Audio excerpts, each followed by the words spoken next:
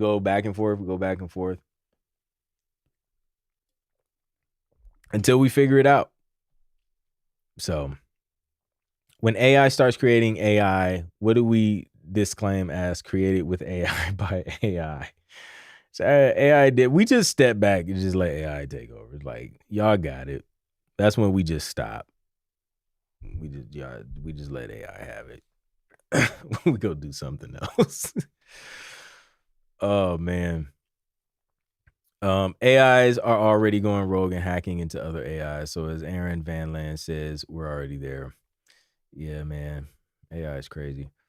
Had a brief meaning change because the client using the wrong word said light jazz versus what they meant bright jazz. Totally different concepts. See? Light and bright. One word can just shift everything. Do you typically stick with one particular library when pitching for CBS Sports, or do you pitch the same music to a few libraries for the same brief? Great question. So I actually made a post something similar to this on LinkedIn, and it's an approach that you guys have heard, right? Where we reach out to multiple publishers at the same time when we're trying to get licensing deals. So this is how I approach that.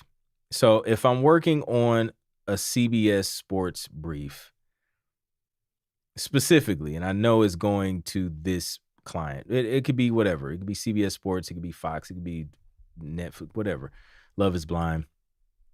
If I know that the end result is this being pitched to said client, I won't.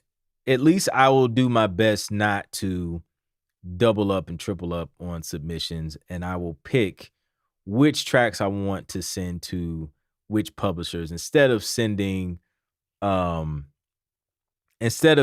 same tracks to a bunch of different publishers I have deals with, because that could just get messy very, very fast. Because you don't know how fast they're sending that stuff over to CBS, right? So you may not hear anything, but stuff could be in the works, but then boom, you got this other publisher coming in with this same track after CBS already has this track, but now it's listed with a different publisher name, different, like, boom, confusion instantly. So I won't do that, especially if I know it's going to the same client. If I do work on multiple CBS Sports tracks and send them to multiple publishers, I'll just make sure they're different tracks going to each publisher, not the same track. Or I'll just pick a publisher and boom, I'm going to just do the CBS Sports brief for this publisher. Because you've probably seen by now, if you're with 3, 5 or more libraries, you've probably seen CBS pop up from like more than one publisher, right? So you just got to pick and choose which one you want to submit to, or if you want to sprinkle a few in each one, do that. But I would do different tracks. Now, when I do pitch the same track to multiple publishers, that's when I'm trying to get a deal with the new publisher, and those tracks aren't signed or anything, and there's no relationship there. There's no specific client that music is going to. I'm literally just creating a playlist of music so that I can get my foot in the door with the publisher. That's when I'll send the same playlist of tracks to multiple publishers at the same time until someone hits me back. I will not do that with existing publishers I'm working with and for specific briefs such as the CBS Sports brief, to clarify.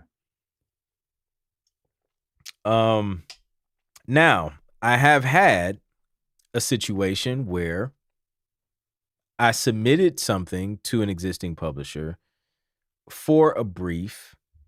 It might have been It might have been CBS Sports, if I'm not mistaken. I think it was CBS Sports. I think it was around the time. I think it was around college football season, probably around this time. It's fall. It was probably like this time last year. So I sent it, and quite some time went by, and I didn't hear anything back. And usually, from working with this publisher, I usually hear something back. Like if they want to move forward with the tracks, they're usually pretty timely. But I guess they around this time they were kind of going through, I think, the position shift or something. So they were bringing like somebody new in. They were getting acquainted, so things were going like a little slower, which is fine. It happens.